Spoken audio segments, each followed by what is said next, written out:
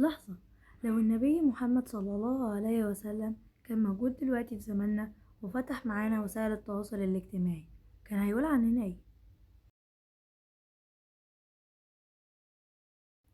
بص معايا، كل يوم بنصحى بنلاقي دي سافرت، ودي خطبت، ودي جابت عربية جديدة وحلوة وغالية، ودي خست 10 كيلو، ودي وده وكل حاجة.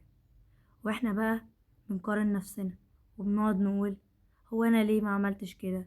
هو انا ليه حياتي كده؟ هو انا وننام ونقفل الموبايل وننام واحنا قلبنا وجعنا ومتضايقين. عارف او عارفة النبي صلى الله عليه وسلم، طبعا اول ما تسمع دي معلومة جديدة، يعني معلومة لازم تعرفها قصدي، اول ما تسمع سيرة النبي عليه الصلاة والسلام على طول تصلي عليه، تمام؟ فما تنساش تصلي عليه، مش هتخسر اي حاجة، تمام؟ فانتوا عارفين لو النبي عليه افضل الصلاة والسلام كان هيقول لنا ايه؟ كان هيطبطب علينا ويقول لنا حديث واحد بس كان هيريح قلبنا من المقارنة دي كلها. كان هيقول لنا: انظروا لمن هو اسفل منكم ولا تنظروا لمن هو فوقكم. فهمت ايه؟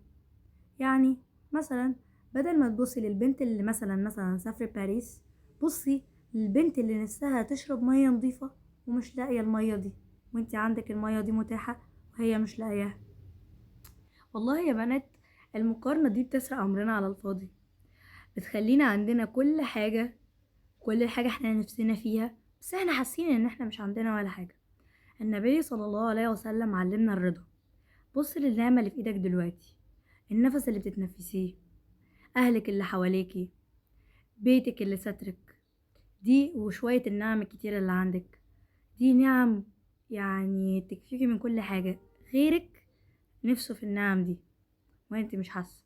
انت عندك حاجات كتير جدا وانت شايفة ان انت لا، انا ليه، انا عايزة، انا نفسي. وفي غيرك نفسه بس في حاجة انت شايفاها ان هي تافهة ومتوفرة عند كله، بس في غيرك ما عندوش الحاجة دي ونفسه تبقى عنده، بيتمناها ان هي تبقى موجودة.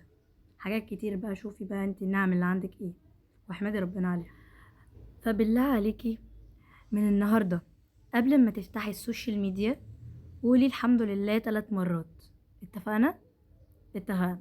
وما تنسيش تكتبي لي تحت في الكومنتات لو مفتوحة ان شاء الله، يعني اتمنى، يعني هو شوية حاجات كده وان شاء الله الكومنتس تتفتح.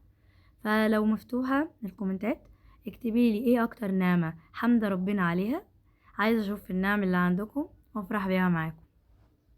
بحبكم جدا وبحبكم في الله، واتمنى تدعموني وتنشروا الفيديوهات دي لان الدال على الخير كفاعله، وعشان كدعم ليا ان شاء الله، وان شاء الله نستمر في نشر الفيديوهات.